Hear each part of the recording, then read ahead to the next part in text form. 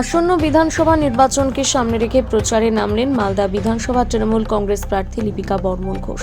এদিন বাচ্চামারি এবং রামচন্দ্রপুর এলাকায় জোর কদমে প্রচার চালান তিনি।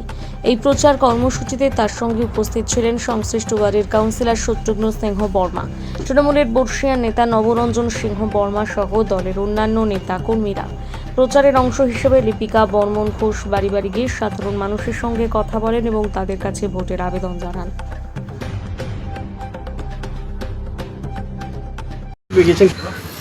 আজকে মালদহ বিধানসভা কেন্দ্রে 7 নম্বর ওয়ার্ডে ডোর টু ডোর ক্যাম্পেইনিং করলাম।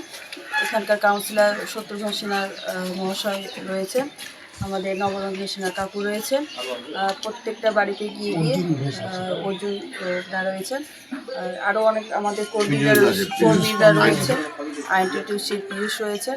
প্রত্যেককে নিয়ে আমরা ডোর টু ডোর ক্যাম্পেইনিং করলাম এবং খুব সুন্দর সাড়া পেলাম মানুষের মধ্যে।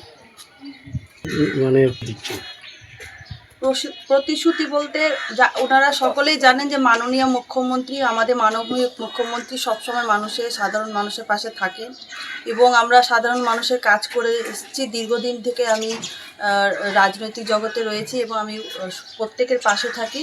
তো সেইভাবে ওনাদের উন্নয়ন থেকে শুরু করে ওনাদের পাশে থাকার আশ্বাস দিচ্ছি এবং বিগত দিনে যিনি বিধায়ক রয়েছেন তিনি কোনো রকমই কাজ করেননি, কারো পাশে থাকেননি, সেটা ওনারা প্রত্যেকেই বুঝতে পেরেছেন। এবং কেন্দ্রে বিজেপি সরকার যেভাবে মানুষকে হেনস্থা করছে, একের পর এক যে বাংলা এবং বাঙালির প্রতি যেভাবে নির্যাতন করছে তা প্রত্যেকেই জবাব দেবে এই বিধানসভা কেন্দ্রে।